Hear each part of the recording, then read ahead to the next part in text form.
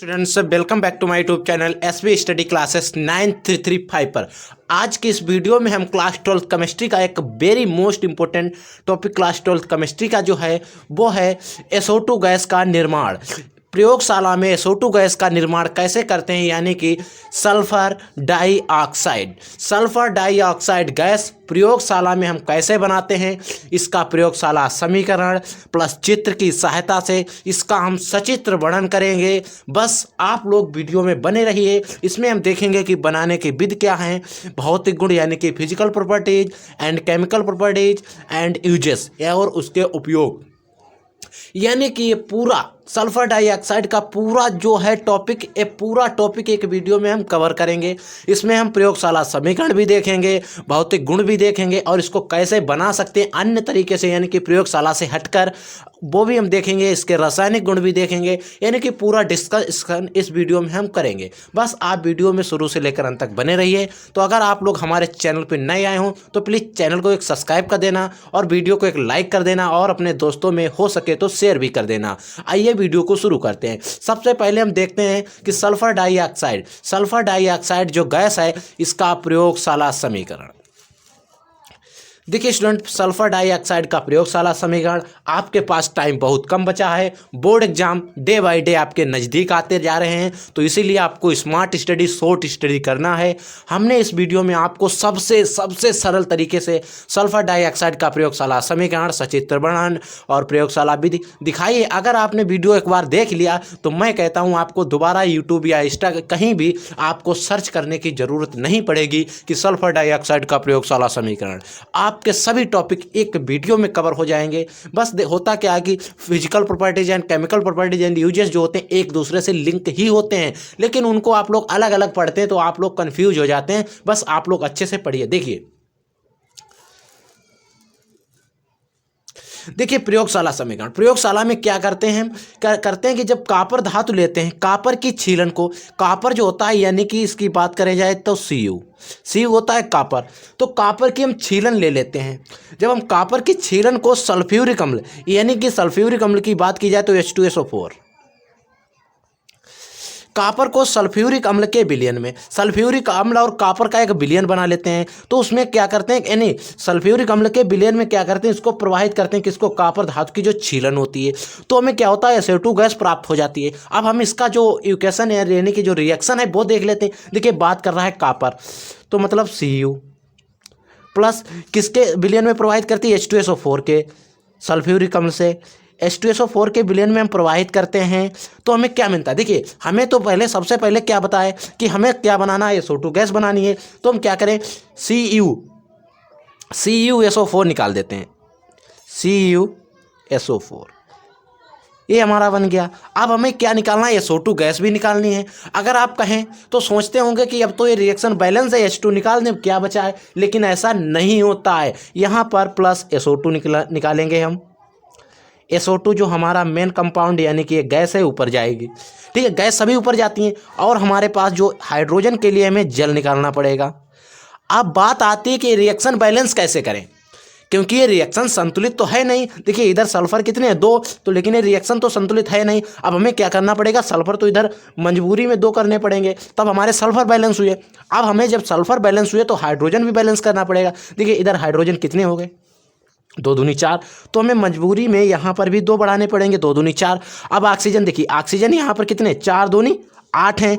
अब देखिए 2 4 और 4 8, यानी कि हाइड्रोजन ऑक्सीजन भी बैलेंस है, यानी कि जो हमारा प्रयोगशाला समीकरण है वो संतुलित है। आपको ये प्रयोगशाला समीकरण याद कर लेना है। अगर आपको प्रयोगशाला समीकरण याद है तो आपको डेफिनेशन याद करने की जरूरत नहीं है। यहाँ से लिखिए, जब कॉपर धातु को सल्फ्यूरिक अम्ल के विलयन में प्रवाहित करते हैं तो CuSO4 यानी कि कॉपर सल्फेट तथा SO2 गैस प्राप्त होती है। ये ही प्रयोगशाला समीकरण है SO2 गैस का। तो स्टूडेंट बस ये है प्रयोगशाला समीकरण। अब हम इससे कुछ हटके, यानी कि बात कर लेते हैं इसको अन्य प्रयोगशाला को हटाकर अन्य किस तरीके से हम इसको सल्फर को बना सकते हैं। तो अन्य तरीके से भी हम सल्फर बना सकते हैं, लेकिन ये प्रयोगशाला समीकरण नहीं है। पूछ लेता है कि सल्फर बनाने के 2-4 विधि बताइए, सल्फर को कैसे प्राप्त करेंगे, तो हम वो भी आपको बता देते हैं। देखिए इसके बनाने के लिए हमें बहुत मेथड है। देखिए हम 2-4 रिएक्शंस देख लेते हैं अच्छे से। देखिए फर्स्ट रिएक्शन क्या है, हम इसकी क्रिया ऑक्सीजन से करा देते हैं। सल्फर की क्रिया किससे करा दें, ऑक्सीजन से। तो सल्फर प्लस ऑक्सीजन, जब ये रिएक्शन करेंगे एक ऐसी रिएक्शन हो जाएगी, ठीक है। अब जब रिएक्शन करेंगे सल्फर और ऑक्सीजन तो ये इसमें साधारण है, SO2 बन जाएगी। तो एक तो ये हो गई मेथड, यानी कि सल्फर और वायु की क्रिया द्वारा।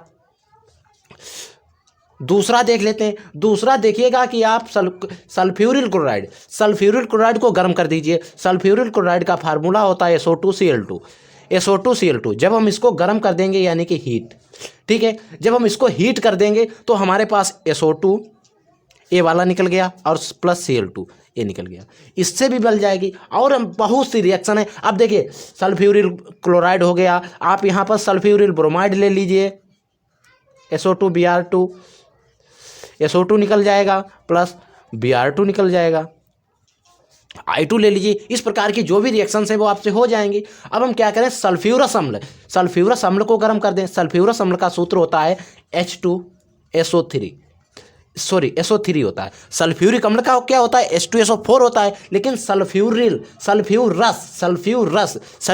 नहीं, सल्फ्यूरस अम्ल को जब हम हीट कर देंगे तो हमारे पास क्या निकले, SO2 निकल जाएगा। अब क्या बचा, H2 बचा और एक O बचा, तो H2O के रूप में ये निकल जाएगा। तो ये बनाने की विधियां हैं प्रयोगशाला से हटकर, तो आप इन्हें भी अच्छे से देख लेंगे। आइए अब हम बात करते हैं प्रयोगशाला विधि की। प्रयोगशाला विधि, तो इससे पहले हम इसका जो चित्र है वो देख लेते हैं। प्रयोगशाला जो विधि है उससे पहले हम चित्र देखिए स्टूडेंट, ये है चित्र इसका।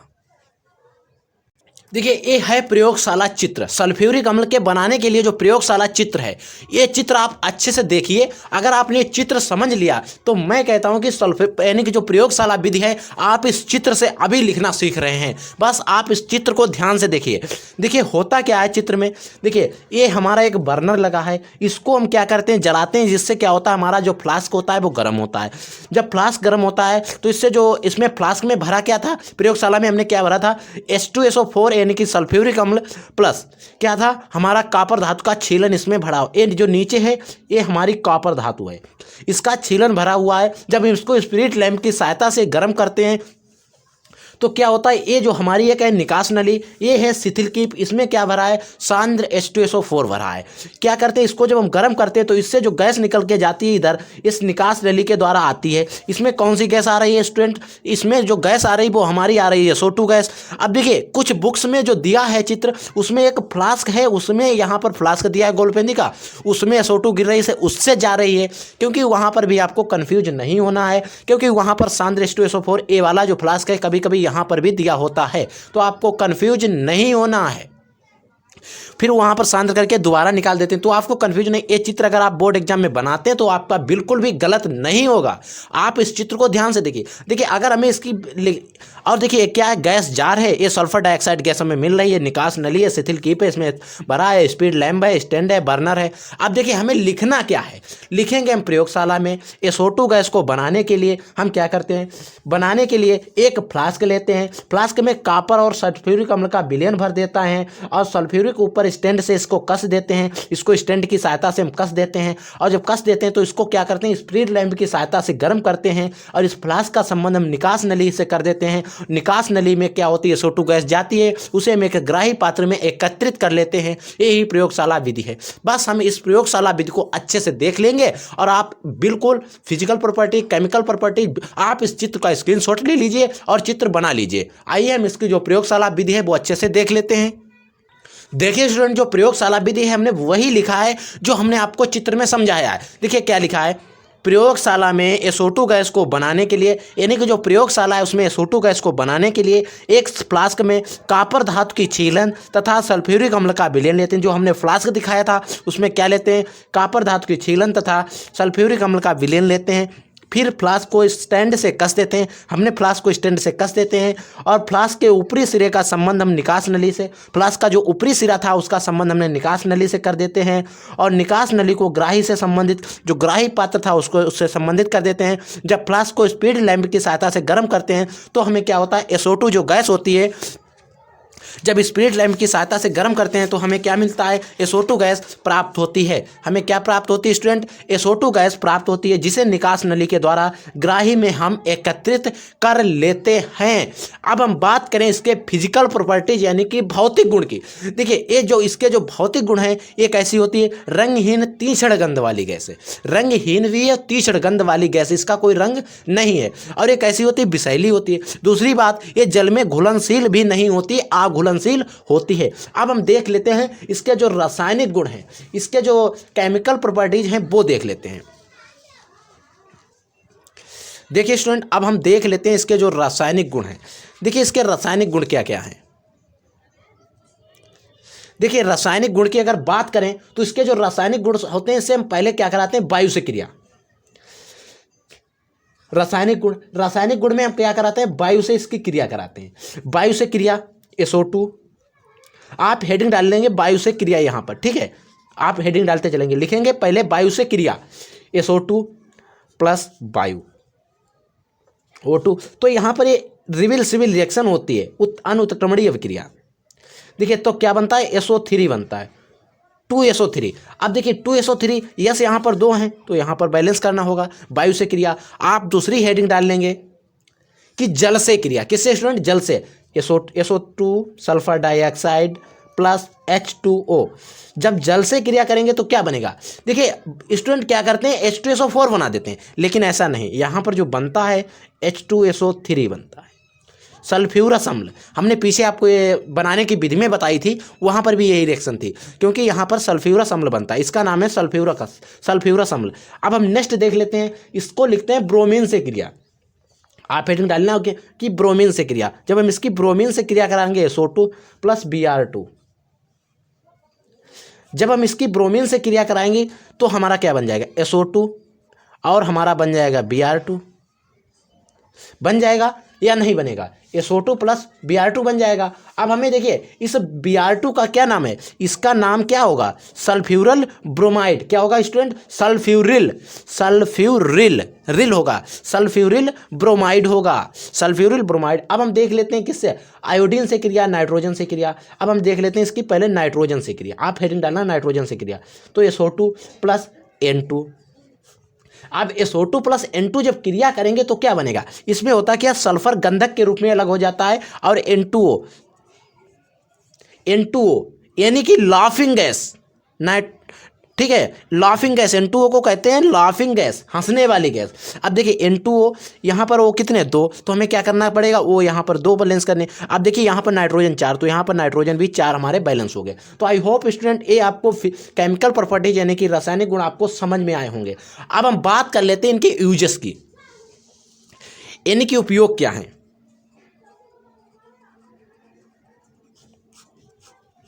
अब हम बात करते हैं इनके उपयोग क्या हैं। देखिए इनका उपयोग हम कहाँ करते हैं, आपने H2SO4 यानी कि सल्फ्यूरिक अम्ल का प्रयोगशाला समीकरण तो पढ़ा ही होगा। प्रयोगशाला में SO2 गैस का निर्माण भी पढ़ा, सल्फर यानी कि H2SO4 का निर्माण भी पढ़ा होगा, कैसे प्रयोगशाला में औद्योगिक विधि द्वारा करते हैं।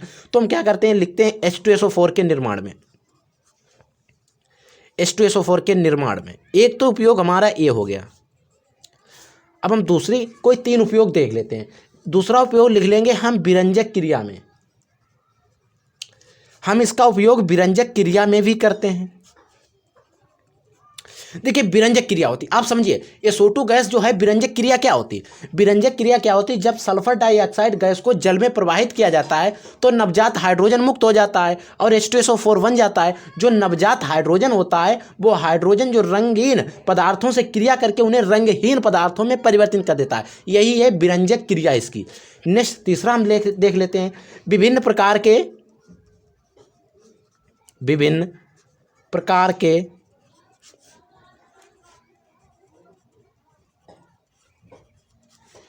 यौगिक के निर्माण में। देखिए हम क्या ऊपर कर रहे थे, ये देखिए विभिन्न प्रकार के यौगिक ही तो बना रहे थे, तो इनके निर्माण भी हम SO2 गैस का प्रयोग करते हैं। तो ये थे यूजेस। तो स्टूडेंट आई होप ये पूरा यानी कि जो भी इसका प्रयोगशाला समीकरण था वो आपको समझ में आया होगा। अगर आपको अच्छे से समझ में आया तो वीडियो को एक प्यारा सा लाइक कर देना, अगर चैनल पर नए विजिट कर रहे हैं तो चैनल को भी सब्सक्राइब कर देना। हम मिलेंगे एक नए वीडियो में नए टॉपिक के साथ, तब तक के लिए स्टूडेंट जय हिंद।